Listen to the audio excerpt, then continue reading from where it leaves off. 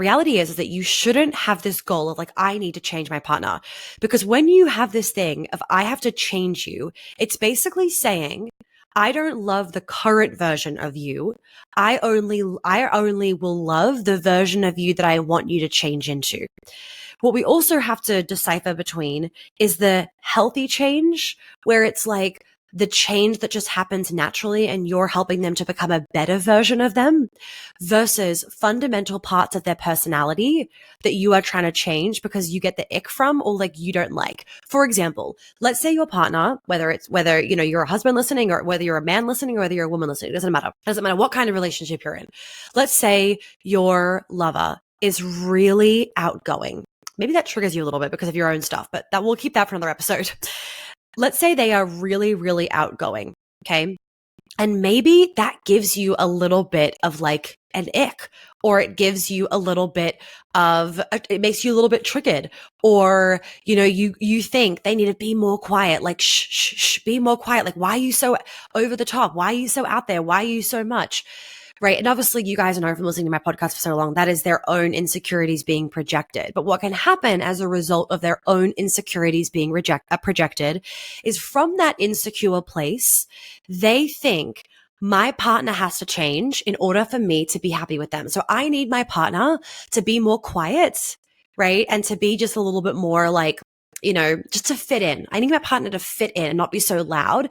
And then I will be happier with them. Then I'll love them more, etc. Now, can you see in that situation, that is coming from a place of insecurity. They would feel better in the relationship if you were quieter. Let's do another example. Let's say, for example, that you are like, my partner has to change in terms of, he's not ambitious enough. Okay. He's not ambitious enough. Like, I want him to work harder. I want him to make more money. I want him to do more, etc., etc. Okay. Now, is that from a genuine loving place? We'll touch on that in a second.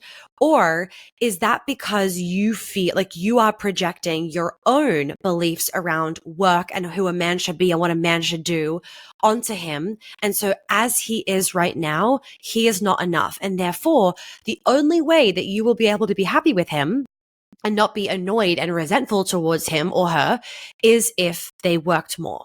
Now, in this situation, I would say you need to not date this person. If you genuinely, right? And this is where you have to, the self-discovery and the self-awareness in relationships is vital, because this is a situation where it's like, okay, if you said to me, I need somebody that works harder, do you need somebody that works harder? Because you might. Or is that because you have this programming around what it means to be a good woman or man or whatever it is, and you have told yourself this story that you'll only be happy with a guy that earns X amount of money or a woman that does X amount of things around the house? Okay? Because we have to understand, are our quote unquote needs in a relationship, which can then determine how we're wanting to change our person, are our needs coming from a place of insecurity in ourselves? Or we have such high self-worth and we actually really know from like deep in our soul, we know what we need in order to be happy in this relationship long term. And so these things are coming from that place. So for example, let me give another example on the other side. For example, I knew I always needed somebody that really cared about their health. I needed somebody that was on the same page about a healthy lifestyle. They appreciated healthy food. We would raise our children that way because that is extremely important to me. And if I met somebody who was not willing to either change into that or was like, no, I don't want to be like that, then I would be like, that's fine. And I'm going to walk away because I'm not going to try and change them. Okay. So can you see how that it's like, you know what you need in order to be happy. You know what you want in a relationship. And so because of that, you're like, okay, well, I'm not going to make you change. I'm not going to force you into becoming somebody that you don't want to be. Key thing, you don't want to be. I'm going to leave. And that's cool.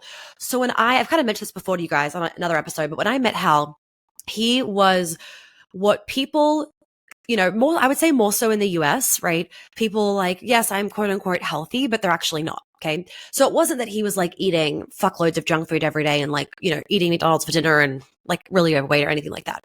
It wasn't like that. It was that kind of thing of like, because he didn't look really unhealthy, you think, oh, you're healthy. I can keep eating the way that I'm eating. But for me, as you guys know, it's not about a look. It's about how are your organs functioning? How is your inflammation? How is your oxidative damage? How are your hormones? Like, that's what's important to me. So I remember on our first weekend together, when I came down to Atlanta, when he flew me down, it was like our first date, because our first date was a whole weekend. I remember telling him like that was one of my core things. Like, FYI, I'm extremely healthy, not in the kind of way of eating rabbit salads. Like, I don't, eat rabbit salads. And now that's one of the things that he loves telling people when they're like, oh my God, you guys are so healthy. He's like, we eat so much food, by the way. Like, she does not eat rabbit food. Like, she needs food. We eat meat. We eat a lot. It's just really high quality. I explained to him that was a really important thing.